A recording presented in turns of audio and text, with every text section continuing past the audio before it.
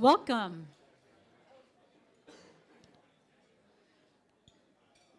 Thank you all for being here today on the first day of spring, no less. So a great time to be together and look forward to the season ahead.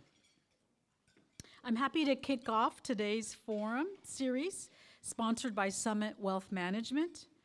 And we start our program with a moment of reflection and gratitude. We take this moment to pray or reflect, each in our own way, on our lives and on this moment. We are thankful for the meal before us, for the hands that prepared it, and for those who serve it. We are grateful for this day, for its blessings, its opportunities, and even for its challenges. May we lend each other strength and guidance as fellow leaders within the Salem community. May we be deeply driven to give our best always and be so courageous to rise to meet the challenges we face. Amen. By the way, I'm Wendy Valise, and I am the Salem Chamber Board President this year. Again, happy to have you here. I'd also have you now help me welcome Manny Martinez, to perform our national anthem. Manny and his band, Birth of Happiness, have a very busy April ahead of them as they continue to record their debut album. The Manny Martinez Jazz Quartet will be featured live performance at the 72 Annual First Citizen Award Banquet in just a couple of weeks on April 8th. Manny, the stage is yours.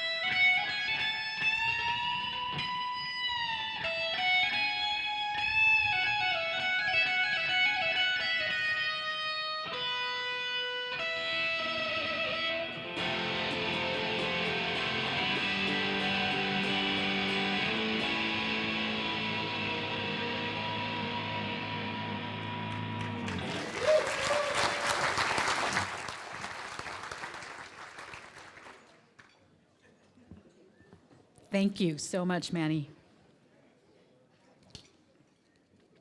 I'd like to now help introduce the head table. And to my left and your right is our forum sponsor, Summit Wealth Management representative, owner and partner, Brandon Blair. He is also a member of the Salem Chamber Board of Directors. You want to wave there? Yeah. We also have Nancy B., Director of Psychiatric Services and the Emergency Department at Salem Health Hospitals and Clinics. Nancy, thank you for being with us. We have Tim Murphy, CEO of Bridgeway Recovery Services. Thank you. And we have Chris Gibson, Executive Director at the Oregon-Idaho High Intensity Drug Trafficking Area. Thank you. And we have our panel moderator today is Dr. Mark Stewart, Professor of Psychology at Willamette University. Thank you. Thank you to our entire panel and our moderator. I'd also like to take a moment to recognize our local elected officials in attendance. Again, we're very grateful that you're here today. We have Marion County Commissioner Kevin Cameron. Please stand so we can see you. Thank you. We have Kaiser City Councilor Soraya Cross. Thank you for being here. We have Turner Mayor Steve Horning. Yeah. We have Salem City Councilor Deanna Gwynn. Where are you? There you are. And we have Salem City Councilor Julie Hoy and Salem Chamber Board member. I'd also like to introduce past presidents that have served in the role that I'm in right now for the Salem Chamber Board. Jim Bauer, we saw you. There you are, front row. Barb Hake-Resch. Did I get that right, Barb? I hope I did. Ryan Albritton. Kathy Gordon. Kathy, there you are. Laura Dorn. And Kurt Arthur. Thank you. And Salem Chamber Board members, please also stand and stay standing while I call your names. Jennifer Martin, Mike Herron, Julie Hoy, Rich Duncan, Ryan Collier, Angela Williams, Christy Witsey, Kathy Gordon, Laura Dorn, Ryan Dempster, Katya Mendez, Jeff Dunn, Connor Wrighton, Jeff Miller, and Brandon Blair. Yes, thank you. I'm sure that I got everybody. We have a great showing today for this topic. And now I'd like to welcome our Salem Chamber CEO to the stage, Tom Hoffert, for our March Spirit of Salem Award presentation.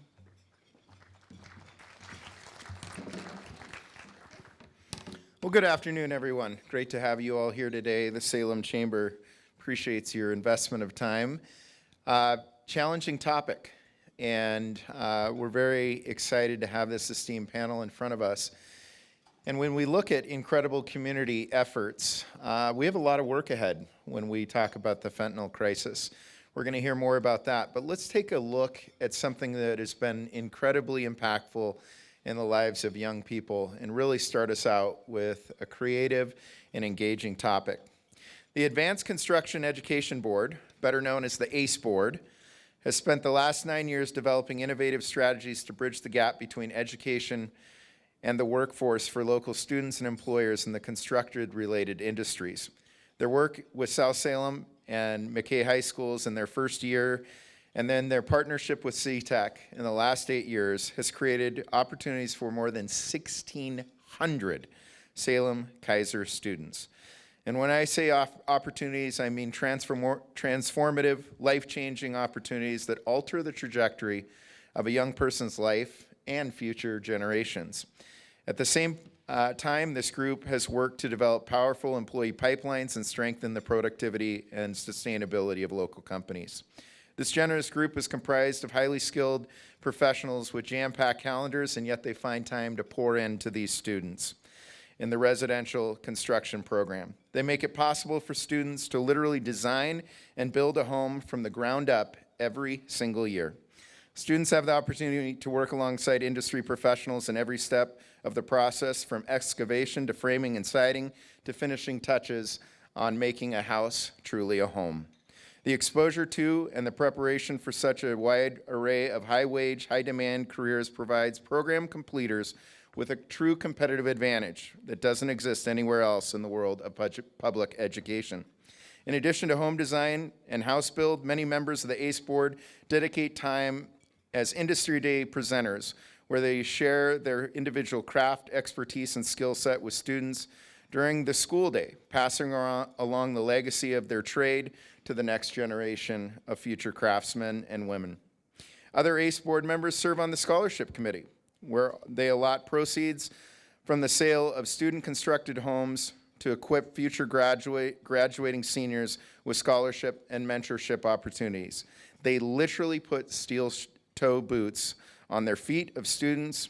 They put tools in the tool belts and provide them with a laptop or tuition dollars they need to access their future.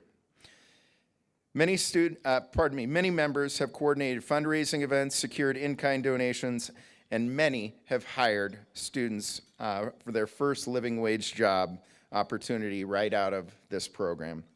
We wish to thank, honor, and recognize all the members of the ACE Board, including the ACE Board Executive Team President, Mike Riddle, Secretary Hunter Emmerich, and the responsible managing individual, the RMI, Mr. Dan Dorn, who has done so much work. We would also like to recognize the substantial contributions of board members Chad Robb, Samantha Crabb, Julie Foscoli, Haley Eld, Ryan Steckley, Ed Davis, and our own President-elect Alan Rasmussen.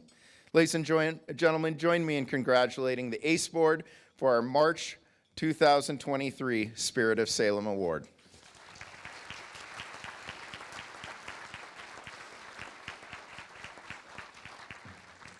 Mike Riddle didn't know why I was asking him to sit up front with me today. Surprise, Mike and Dan. Thank you, sir. Appreciate it. Great job, you guys. Please. Danny, great job. Thank you. I want you both to say something.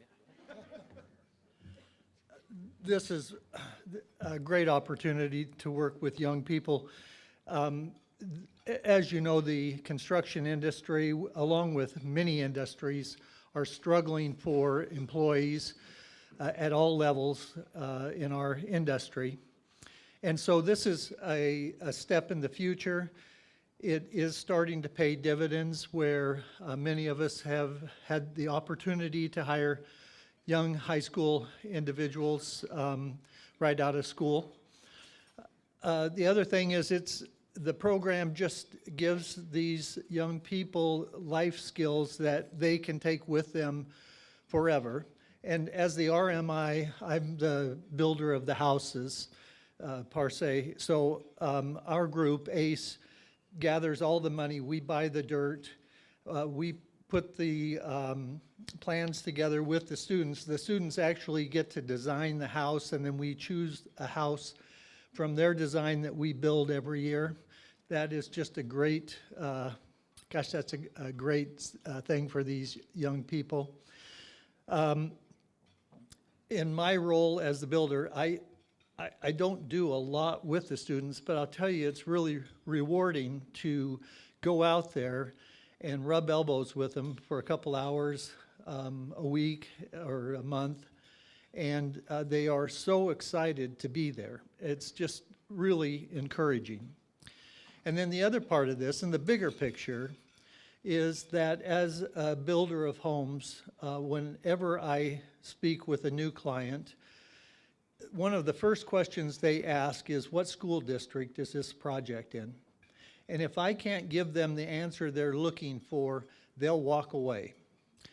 And if Salem doesn't do all that they can, if we don't do all that we can to help the Salem School District raise itself up to be one of the best in the state, people won't come to Salem. They won't buy our houses. And if they don't buy our houses, I'm out that business, and you're not going to get the purchases of your widgets because those people won't be living here. So it's important and imperative for all of us to do all we can to support the Salem schools. Thanks. Yeah, thank you for the recognition. On behalf of the ACE Board, I'll accept this, but honestly, it's a true example of a public-private partnership in this town, where a lot of people in this room and outside this room have dedicated their time, treasure, and talents to create this opportunity for students, and it's really paying dividends. We are going to try to have an event next spring. It's more of a celebration event, maybe / fundraiser, to just kind of show some stories, videos, and actually have some real testimonies from kids. But We're really doing a lot of great things, and we appreciate all of your guys' partnership. Thank you.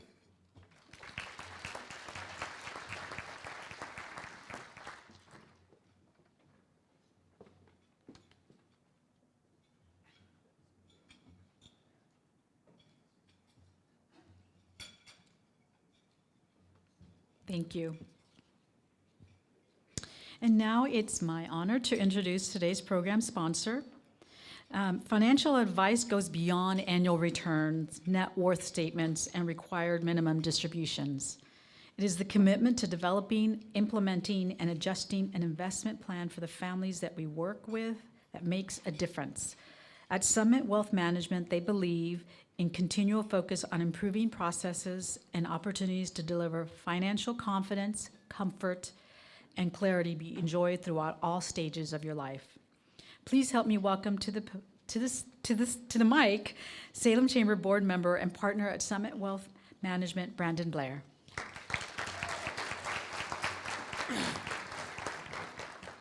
Thank you. It's an honor for us to be here today. I know every year we're asked to sponsor something like this, and I'll tell you, it's really a special treat to come in and be part of something this time that's a little bit more meaty. I love humor. I love to laugh. I think it's an important part of all of our days. But today we're going to give you something I think that's going to really dig down a little bit deeper. First of all, from the team at Summit, I'd like to thank the Chamber for many things. As a small business owners here in the Chamber gives us something to really think about. There's someone in our corner. They're cheering for our success. They're fighting for our interests, and they're reminding us of why we do what we love. Remember, we're not alone. Thank you, Tom, to the team, and all you do for our community. I also like to recognize just our team that's here real quick. You don't really have to ask what Summit does. I think pretty much everyone in the room knows what we do, and we couldn't do it without the team that's here. So with us today is not the entire team, but part of our advisory team, myself, Barb Hake-Resch, our past president, Richard Lee, Kristen Resch, and Erica Lee, who may or may not have been a student of someone on the panel. And also our administrative team, Mary Hansen's here with us today, as well as Kirsten Utter. So thank you guys for all you do for our team.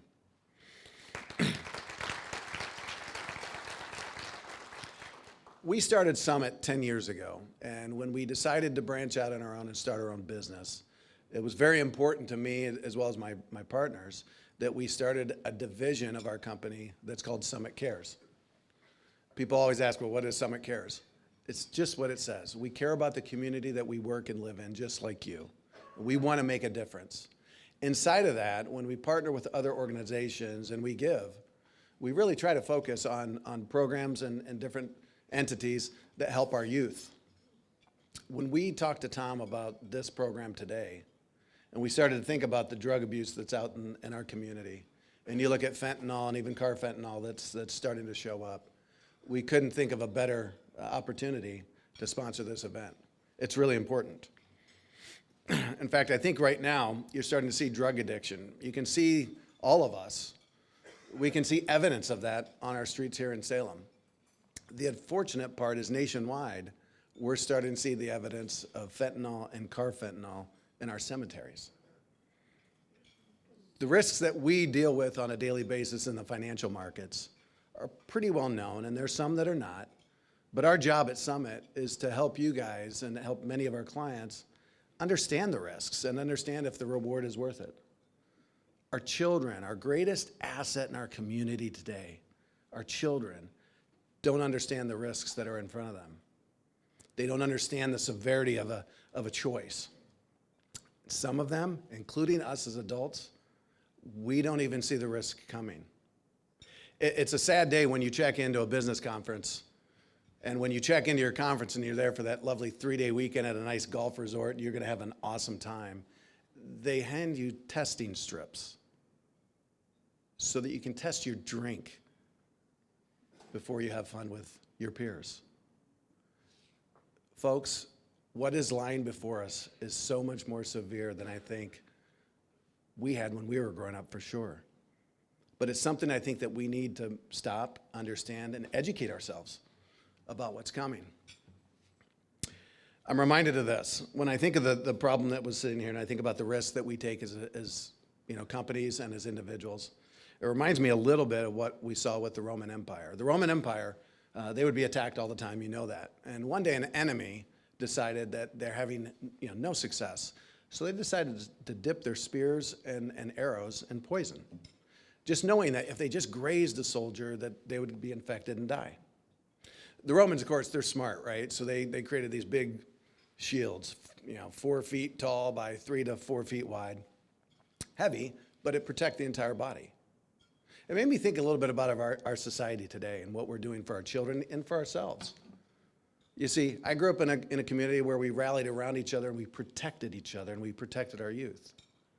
But I look at what the Romans did, and sometimes I wonder with situations like this, as drug addiction is popping up, and now these synthetic versions that you're going to hear about, I'm sure, are out there. What are we doing? Are we protecting society? Are we protecting our youth? Or are we just laying down our shields and hoping that that poison won't hit us? It's an important thing we want you guys, and the reason that we wanted to support this is we want everyone in our community to be aware. You can't help if you're not educated, so let's get educated. You see, I'm a man of faith, and I find myself wondering sometimes. My personal own journey, I'll stop and I'll get angry, and I'll just say, God, where are you? Why can't you fix this? It reminded me of a song. And it was a song many of you may have heard on the radio. But in that song, it says, God, why don't you do something about it? And in the song it says, I did. I made you. So on behalf of Summit, I want to introduce our moderator today. And I think it's important for us to stop and learn a little bit about this crisis. So Dr. Mark Stewart is a professor of psychology at Willamette University. He teaches courses in research design and analysis, biopsychology, and drugs and behavior. We are pleased to have Dr. Stewart here in the moderator's role, and now we turn our program over to him for all of our content.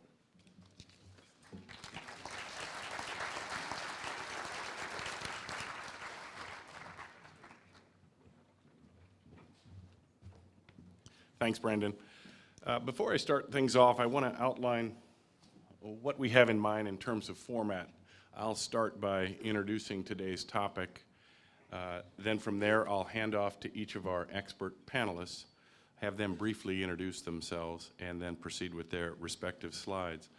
From there, we'll regroup for a few sort of panelist questions. Then following that, we'll have some time for audience questions. I've asked that some note cards and pens be placed at each table. And I want to encourage you to be generating some questions as we go along, and I'll call for them to be collected after the panelists have finished with their brief presentations. As you watch these headlines appear, there are several things to note. First, their frequency, the range. You're talking about children, you're talking about adults.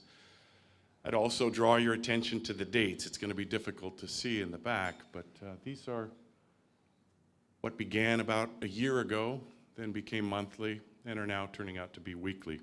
In fact, once this presentation was completed, there were 2 more that came over the wire just over the weekend. And I highlight these because, as Brandon and others have said, this is not something that's going away. It's something that's here with us and that we as a community need to address. What I thought I'd do is give kind of a quick tutorial on what fentanyl is, and then, as I said, hand off to the panelists. So this idea of fentanyl, it's a synthetic opioid. Synthetic opioids themselves are not illegal. Vicodin, oxycodone, these are manufactured, so they're synthesized. They're not necessarily organic. It is typically something that is administered for severe pain, and when I say typically, I mean things like, for example, post-surgical and cancer-based pain, extreme or severe pain. It's been used by medical professionals for over 50 years, so it's not something that's new, fentanyl itself. Its potency, you've probably heard this before, it's approximately 50 times stronger than heroin, and it's 100 times stronger than morphine. And helpfully, Brandon mentioned carfentanil and even sufentanil. These are topics we'll no doubt touch on a little bit today, even stronger in terms of their potency. When we think of this particular substance, fentanyl, it falls under a class of opioids known as RUs, which are rapid onset opioids. These are extremely fast acting. So for that reason, anesthesiologists prefer fentanyl. Depending upon the nature of the pain, the severity of the pain, fentanyl, as I said, is very fast acting. But hold that thought in mind as we start to move towards discussing illicit fentanyl. It is favored by practitioners for its multiple delivery options. It's important to note that fentanyl can be administered via patch or nasal spray, even in tablet form. And then finally, this idea of it being a Schedule II controlled substance. This is a DEA classification, and I'm sure Chris will have something to say a little bit more about this. But we note this because of its high potential for abuse and subsequent addiction. Now, we can differentiate between fentanyl as a synthetic opioid and what we might call illicit fentanyl. And as the term implies, illicit, this is something that is manufactured illegally. It is still fentanyl, but it is, in fact, illicit. So it's not via prescription. I forgot to mention that pharmaceutical companies, just as drug cartels, pharmaceutical companies like fentanyl because it's relatively simple and less expensive than some of the more traditional pain medications that are out there. So you can start to see kind of the convergence of these two worlds, both the legal and the illegal fentanyl. Illicit fentanyl, as you're no doubt aware, and you've seen from some of these headlines, it's being trafficked into and throughout our state. Counterfeit oxycodone, OxyContin, Xanax, Adderall. We'll talk a little bit more about what are called counterfeit pills, sometimes called press pills. This is essentially a pill that is manufactured by a trafficker and essentially sent out into the system, so to speak, mimicking a Xanax or an Adderall. And as Brandon and others have mentioned, these find their way into the hands of youth, unsuspecting youth. How does fentanyl exert its effects? Well, again, and Erica suffered through enough of these lectures in the past, but I'll be brief. I like to use a key and lock analogy whenever I talk about how fentanyl exerts its effects in the central nervous system, even the peripheral nervous system. Fentanyl itself is not something that is restricted to just brain and spinal cord. It affects muscle tissue, it affects things outside the nervous system. Okay, so spinal and cranial nerves. Essentially, the key and lock is such that a key fits into a lock, and if it's the correct key, it essentially does what it's supposed to do, and it operates that lock. A key that can go into a lock but does not operate that lock does something important as well. It blocks that lock from another key entering that lock. Very similar when we're talking about molecules of fentanyl. Essentially what happens is that fentanyl is a key meant for a particular lock, an opioid receptor site in the brain, or as I said, in muscle tissue. If it's operating in its normal fashion, it essentially opens that lock and changes take place, and ultimately the behavior ensues. But we can also put things into that lock, in the case of fentanyl, that essentially block fentanyl from doing its job. You've no doubt heard about Narcan, and that's the role Narcan plays, is what we call a fentanyl antagonist. So we'll talk about each of these things today, and to kick us off with this, our first panelist, Chris Gibson, will have a little bit to say in terms of trafficking and so forth.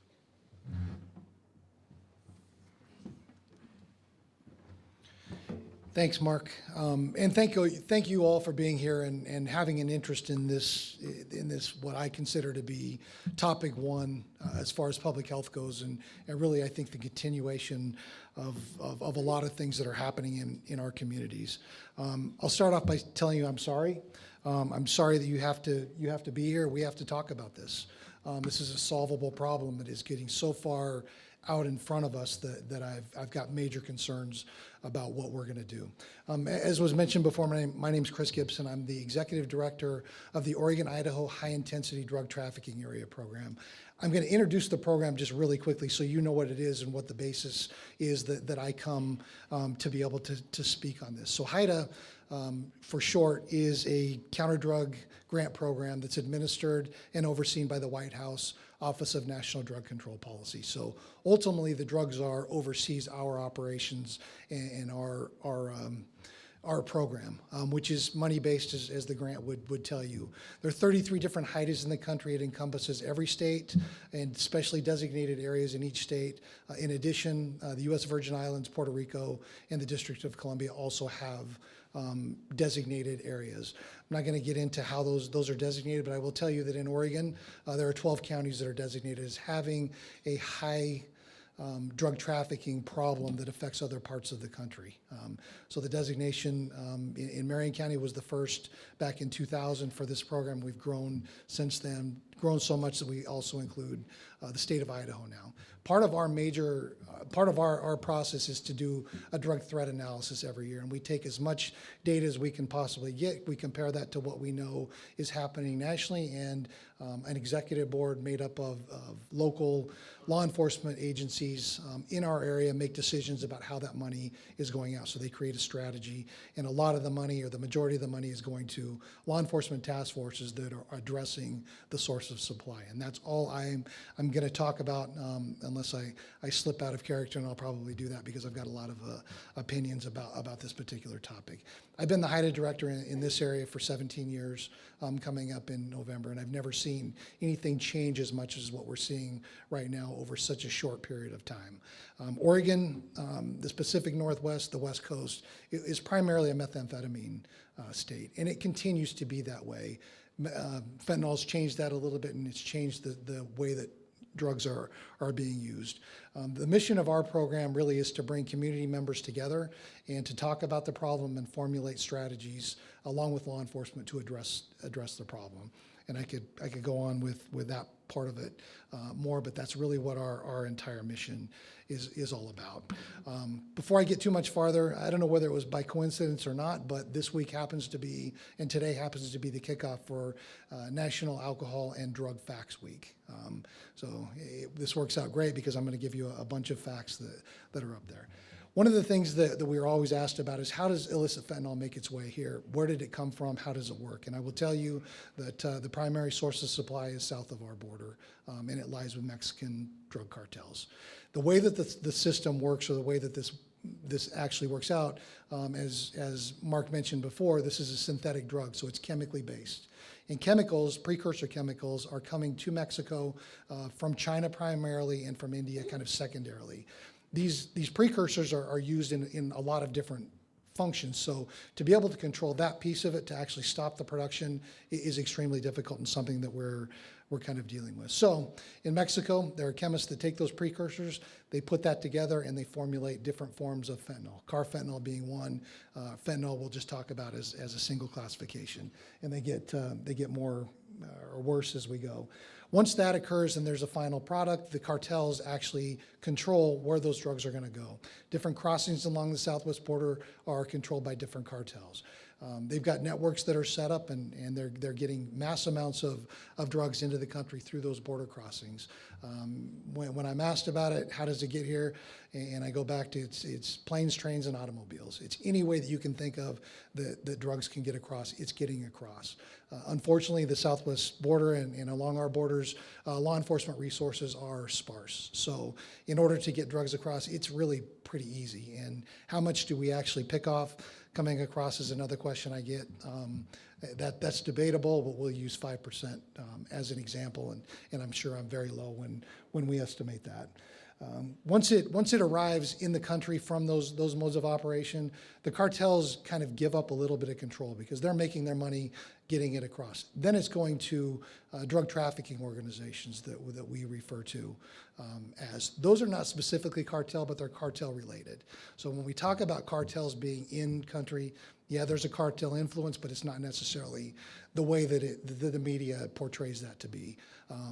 But there's that definite connection that are there. Once the cartel, or once the DTOs take control of those drugs, we've got where we sit, I-5.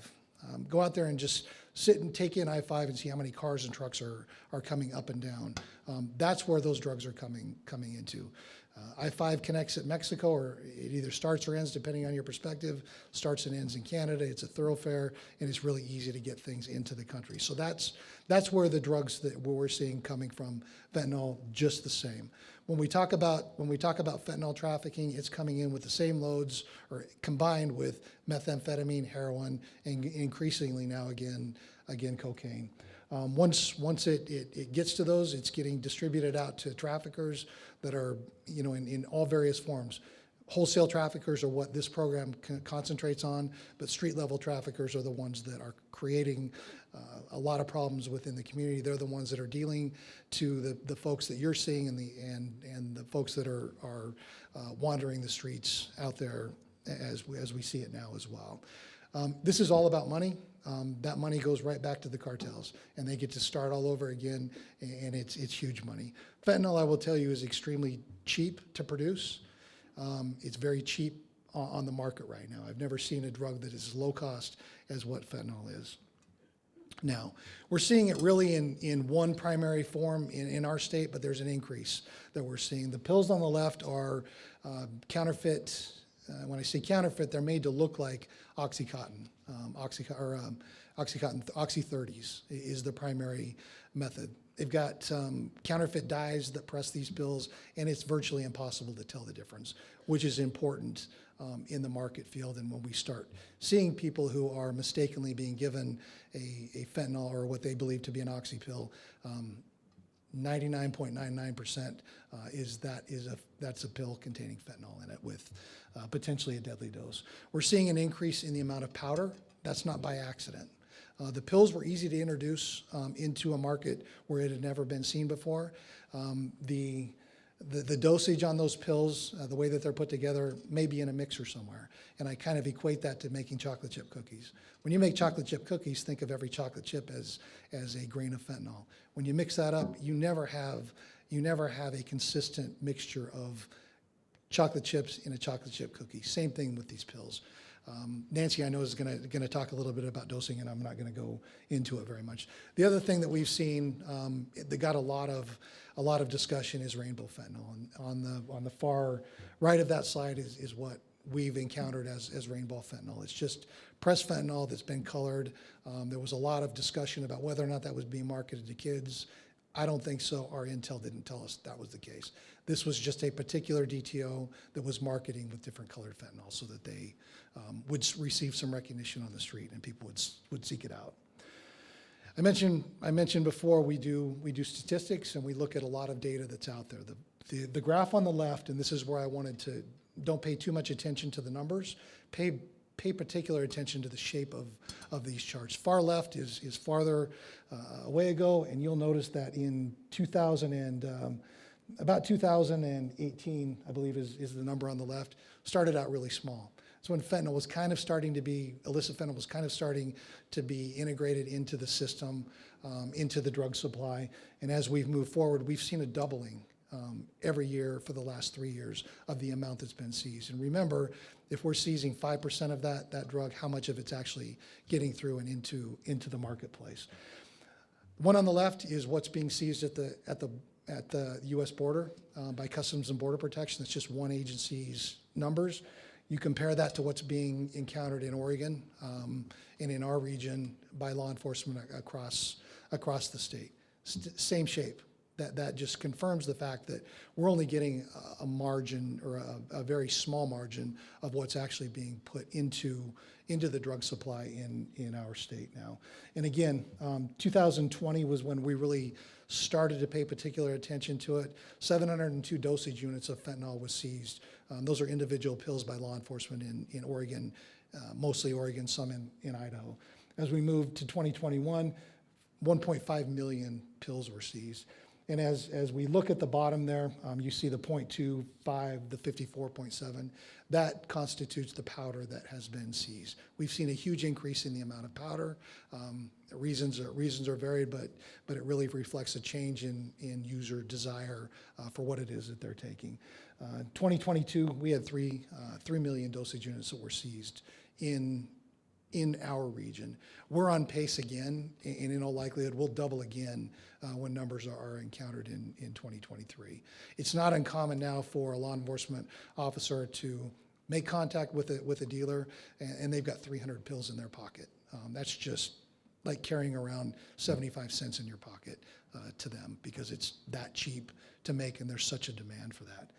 Looking at Marion County, where you're at, and again, this is a little bit of a misleading graph when you look at the shapes of the others, because we're combining everything into one. But in Marion County in particular, we've seen kind of a fluctuation. The number that I look at are the numbers of seizures, and that's the yellow line. 61 in 2022, that was the number of seizures that were made. One thing that happens in Marion County is there is a very active Drug Enforcement Administration task force here, so it kind of skews numbers a little bit when you're looking here. But when we start looking at other counties that are involved in the program, it really does follow that upward trend like we've seen before. One thing in particular, 2.68 kilograms of powder fentanyl was seized in Marion County in 2023. So that's another thing that we're seeing, is just an increase in the amount of powder that's there. And for those of you who are metrically not inclined like I am, just double those numbers to get to pounds. And when you're talking about the small dosage units that's there, those are all potential deaths. I'll leave you with one quick thing as well.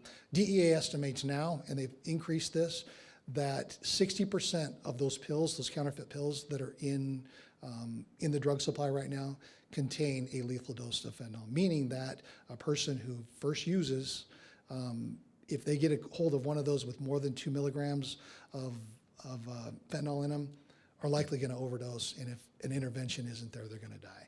So look at the number of lives that are saved, one, by law enforcement seizures that are out there, but then think about all the potential overdoses that are going to occur as we move forward.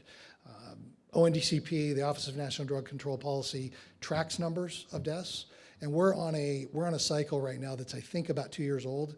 When they assess, they do a reassessment every month, and they're tracking 100,000 overdose deaths every 12 months as they move forward. Not stacking on top of each other, but the rate of overdose deaths that occurs mostly from fentanyl has not decreased to a noticeable amount. So we've got a huge problem that's out there, and when this will kill people as quick as anything else, it's very troubling. And you, unfortunately, are sitting in a high-intensity drug trafficking area that is at the heart of that right now. So with that, I'm going to turn it over to Nancy and let her do a much better job than I did. So thank you. Thanks, Chris. Thanks for having me. I'm Nancy B. I am the nurse and a director at Salem Health in Emergency Department and Psychiatry Services. It's a great job. I love my job. I'm also your neighbor. I've lived in Oregon my whole life and lived in Salem for the last 18 years when I met my husband. I am the mother of 2 teenagers, and I run as a stress release. And so whether I'm on the pavement in South Salem, on the sidewalks, on the weekends, or parenting high schoolers, and especially at work, the fentanyl is everywhere. And my hope is that we all leave here with a little bit more awareness so we can increase our actions to protect and heal our community. So the first graph I'm going to show you here is from the Oregon Health Authority's overdose report. This graph shows the number of visits that all emergency departments and urgent care centers in Oregon saw by year of patients that arrived who were then diagnosed with an overdose. Before we go into each line a little bit more, some things to know about is an emergency department is going to see about 10% of the population that it serves. So the information and the data that we pull in, it does not show everybody and everybody who is out there with any illness or including overdose. So people who overdose at home and live don't come in, and people who die are also don't get transported to emergency departments. So these graphs are helpful for trending, and that's how I want you to look at them. I want you to first see 2020, that orange line. I call that the year of fear. That's the year of COVID, when everybody stayed home and people got way sicker for all the reasons that they were sick before in 2019, and they did not seek health care. And that does not mean there was less overdoses. It means we didn't see them. And Chris's information showed you there was plenty of people dying. So it's a very sad year for everybody. And then the green line, 2022, is what we're doing right now. And we are not going in the right direction as a state. To bring it down to Salem, this is our emergency department. And again, this is the total number of overdose visits we have by year. I pulled the data back to 2015, and you can see again in 2020 we had the same dip the state shows.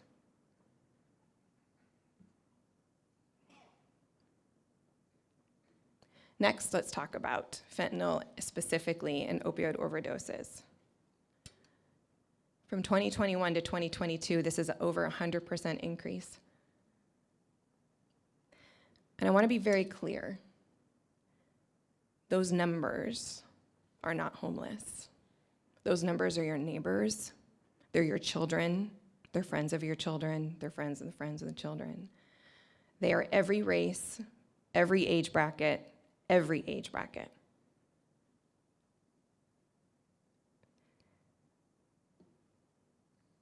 They're every socioeconomic class. They're professionals. They're parents, all-star high school athletes. And I'm really glad you're here. And I'm really glad we're willing to be aware of this. And I really want to tell you more. So let's talk a little bit about fentanyl. Because I do have some complaints with the cartels. And I'd like to meet them, Chris. They've given the drug that I give so many times in my career a really bad rap. So fentanyl is a miraculous drug. It was made by a brilliant Belgian scientist, Dr. Janssen, in the 1960s. And it changed our healthcare world. It changed surgery, for sure. And when you make fentanyl in a clean pharmaceutical lab with clean ingredients by trained chemists, and people who give it are licensed doctors and nurses, it is amazing. And I have given fentanyl in my career more times than I could ever count. And not a single one of my patients has died from an overdose of the care I've given. But when a cartel makes it in their dirty labs with their impure chemicals from China or India, and the traffickers with no skills in pharmaceutical manufacturing stomp it and put fentanyl in the other illegal drugs, this is where we get the problem. Their fentanyl fits into the same opioid receptor that my fentanyl fits into. But their fentanyl is dirty and illegal, and it will last longer and be metabolized differently by the body than the fentanyl I give that's the pharmaceutical clean fentanyl. So when I give fentanyl in the emergency room, the patient's going to feel the effects, and the peak of the effects is going to be around 30 minutes. But when the user, unknowingly or knowingly, will use fentanyl, that effect of that dirty fentanyl, the illegal fentanyl, lasts 60 minutes, usually closer to 3 to 7 hours, and up to even days. And what they don't know, or they didn't know, and they're figuring it out, is it's a tiny, tiny amount. So the 2 grains of sand, that's fentanyl on the tip of a pencil, is all it takes to kill somebody. So they misdose it, and I don't. And that's why this is so dangerous. Now, Mark talked about Narcan. We give a lot of Narcan. Narcan's a great drug to preserve life. Narcan reverses the side effects of the opioids, and medics and firefighters, police, they all carry Narcan with them, of course. And the nasal spray is often what is used out in the community. It makes it real easy to give. And in the hospital, of course, we give it in the IV, and then people who are on illegal fentanyl often require an intensive level of care, and they're on drips of the Narcan, because we have to keep the Narcan going so they can live through the time while their body is metabolizing the fentanyl that's in their system. We're going to talk about my talking points below a little bit more, I think. But again, thank you for being here, and I'll pass off to Tim.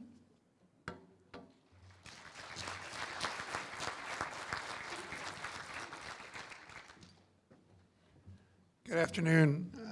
I'm Tim Murphy. I'm the founder and CEO of Bridgeway Recovery Services here in Salem. Bridgeway is a mental health and addictions clinic that has grown over the years. We have 140 staff, and we're seeing about 600 patients a month coming into our clinics.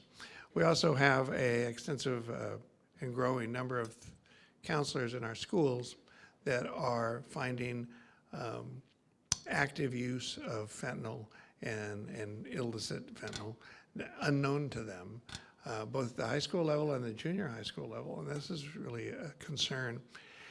Before I get into all of that and talk about treatment, I just want to say that Chris's work as doing interdiction and Nancy's work saving people's lives when they've overdosed, and our work at Bridgeway to help people resist relapse, it's all reactive. It's after the fact.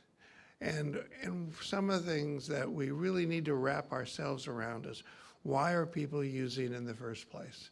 What's the reason that's driving this use? And one of the things that we work on in treatment at Bridgeway is to get to that. It's not so much to stop someone from drinking alcohol too much, stop using methamphetamine or heroin, illicit opioids, but really to understand, why did that start? I've been doing this work for 36 years, over 30 of it right here in Salem. I haven't met one person that when they were a child thought, when I grow up, I want to be a drug addict. I haven't met one person that as a child said, when I grow up, I want to be homeless, live in a tent with no electricity, no bathroom, and no stable living environment. Those things happen as a result of circumstances. And we as a community have to be thinking about those circumstances.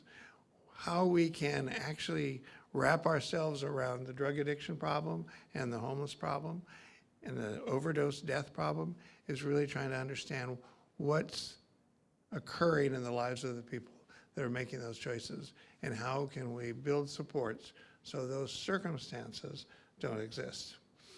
In our world, we talk about the social determinants of health, things like homelessness, poverty, inability to find work, as places where we need to put our energy and our attention in order to wrap ourselves around what this growing problem is. In my world at Bridgeway, we offer treatment, and I have this thing here. I'll talk about it. But what's different now, it's been different in the last 5 years, is this explosion of fentanyl. Many of you in this room will remember the work that was done to No Meth in My Neighborhood. Many of you have family members or histories or know the difficulties that people have wrapping themselves around overdosing or overuse of alcohol, and the whole drug culture that has evolved over the last 40, 50 years. This is different. I really want to underscore what Chris said, what Nancy said. This is different. What's different about it is it's extremely deadly, it's extremely prevalent, and it's growing. This is a problem that hasn't peaked. It's still continuing to grow. It's exploded onto the drug market. Of the 106,000 overdose deaths, 65% of them involve fentanyl. And 2/3 of all prescription opioids that are sold on the street have been testing positive for fentanyl. We send urinalysis samples to different clinics. So does anybody who works in addiction who is working with that. All of those now are being tested for fentanyl, as well as other adulterants that are drugs that are in the urine. All we've seen is a spike in that. And when we talk to the person who we're working with, they have no idea that they've ingested fentanyl. They think they've taken a Percocet. They think they've taken an oxycodone. They think they've taken a recreational drug that they were interested in. And when we point out to them that it's fentanyl, and they could have overdosed and died, and that, as Mark showed you earlier, the articles that have been in the paper just recently in Portland, students, McMinnville, here in Salem, a little baby who was staying in a VRBO house on a couch. There was a fragment of some fentanyl that was left over from a previous tenant, ingested that, and ended up in the ICU in the hospital. So this is a growing problem, and it's getting worse. It's not getting better. Nancy talked about naloxone, which is an opioid reversal drug. All of the counselors in Bridgeway's clinics carry this all the time. All of our counselors in the schools carry it on them all the time. As business owners and business people here in the community, you should be aware of this. You should have this if you can. Have it in your places of business so that you can immediately respond to someone that might overdose in your space. Medication-assisted treatment is a term that's used that really just means that for people that are going through recovery or thinking about recovery, that are in treatment, there are medicines that we use in order to help them with their opioid addiction. There are medicines we use for alcohol addiction. There are medicines that we use for methamphetamine addiction. Those medicines are in addition to the therapies that we will be providing. Suboxone is a pretty well-known medicine intervention that is available for people struggling with opioid addiction. What it does is it just reduces the pain of the withdrawal so that the person can focus on the cognitive behavioral therapy interventions, the different pieces of work that we do to try to help people understand what they're doing and get a handle on what do they really want. I haven't met an addict that says, I want to be an addict. As I said earlier, they may want something, but that's not it. And what we have to help people understand is how to restore their lives to a spot where they're healthy and getting what they want.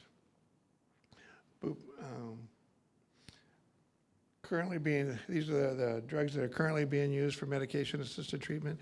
So there are things we're doing, but again, that's a reactive. It's after the fact. I think as a community, as a society, we really need to think about what we can do to prevent addiction in the first place. Treatment and recovery, behavioral therapies are effective.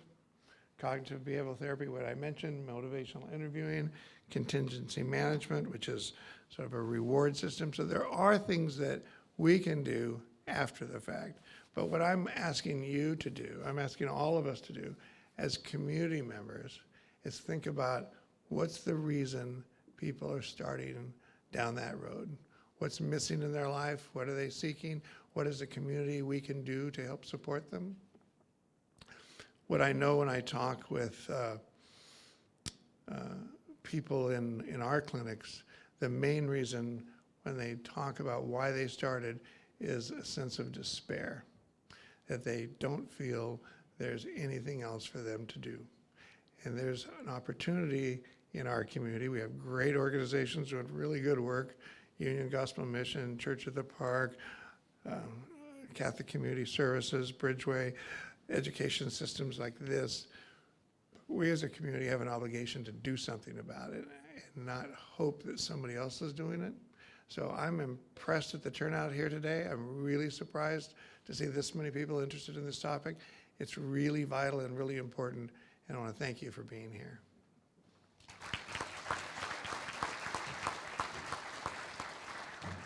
So I want to be mindful of the time that we've got left, and apologies, we've gone on a little bit longer than expected. But I did ask, if possible, that maybe some questions get generated from each of the tables. We've got somebody coming around to collect some of those now. But just to kick things off a little bit to our panelists, I'll put this back to perhaps Chris and Tim. What more can you share with the group in terms of the use of Narcan in your respective areas, or thoughts in terms of Narcan and what it might be allowing for, and perhaps even, well, maybe worsening to some extent. Our microphones are good here. Well, Narcan, as Nancy showed you a picture of it, and really simple to use. It's a nasal spray. You can easily learn how to use it. It's extremely available. We really encourage you to have it in your business and find out where you can get it and have it available to you. One more question, and then yes, and then we will. These panelists will be up here, and we can. You can come up after the program and talk with them. So one more question, please.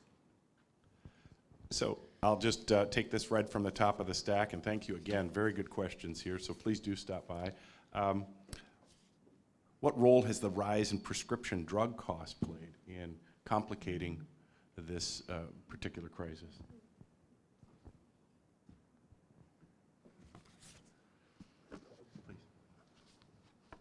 Well, I don't know if I'm an expert on being able to answer that exactly, but what I can say is that you're correct that many people do begin their addiction by a simple back injury or an event that starts them on a narcotic.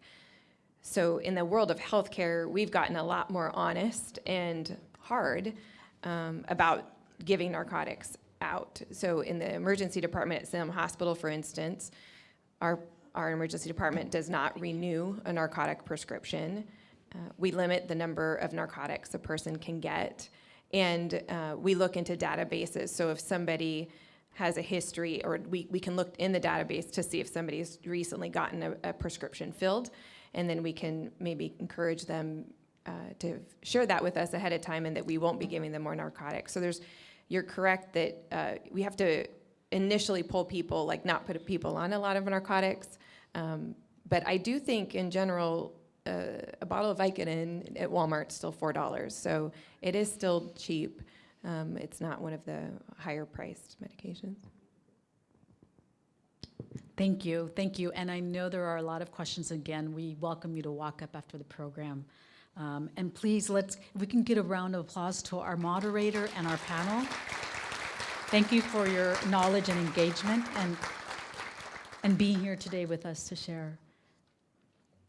We also want a big, hearty thank you, gracias, to Chamber Past President Jim Bauer, Chief Development Officer at Salem Health. Thank you, Jim, who partnered with the Salem Chamber to put this complex presentation together today. And thank you to Leilani Slama, President Cheryl Nestor Wolf, and the entire Salem Health team for your leadership, as always, in this community. Thank you. So before you walk out, we have a number of exciting and big events coming up in this community here. On Saturday night, April 8th, we wish to see all of you at the community gathering for the 72nd Annual First Citizens Awards Banquet, presented by our partners at Pioneer Trust Bank and Mount West Investment Corporations. 6 remarkable individuals will be recognized for their contributions to making Salem a wonderful community to live, work, and play. Please purchase your tickets on salemchamber.org, and I was a part of one of the awards this morning, and it's very exciting, so it's a lot of wonderful people. We also have a limited number of tickets remaining, actually only 5, for tomorrow's Chamber Business Women's event at Roth's Fresh Markets West Salem. Please give Michelle or Jackie a call and our Chamber staff team to secure a seat. And in a couple of days, we will be back here. This year, the Salem Chamber will host the annual State of the City address presented by Salem Mayor Chris Hoy. We host this annually in conjunction with the Downtown Rotary and Salem City Club, and this year the Salem Chamber is hosting. So please register for that at cityofsalem.net. Next month, we have another exciting program. Our keynote address will feature a 3-time NFL Super Bowl champion for the New England Patriots, retired punter Ryan Allen. So we're really excited about that program, and mark your calendars for Monday, April 10th. Again, a big thank you to Manny Martinez for performing our national anthem today. Very memorable. And we also want to thank our partners at Allied Video Productions, Capital Community Media, and the Salem Convention Center, who each showcase their talents and atmosphere monthly at our forum luncheons. And as always, thank you to our Salem Chamber ambassadors in their Navy logo chamber jackets, who are here to welcome you and provide information about our programs today. And as always, we appreciate everything you do to make this organization so special. Again, to Brandon Blair, member of the Salem Chamber Board, past president Barb Hake Resch, and the entire team at Summit Wealth Management, we thank you for the strategic support of the Salem Chamber. We really do appreciate all of you. Thank you. And we close today by giving away the beautiful floral centerpiece, and each month it's provided by Ross Fresh Markets. And today's winner, please do not leave, is Renee Hancock from Bridgeway Recovery Services. So you are a winner of a gorgeous bouquet. And with that, we thank you, and we hope to see you here next month. Actually, we hope to see you here on April 8th for the First Citizens event. Thank you.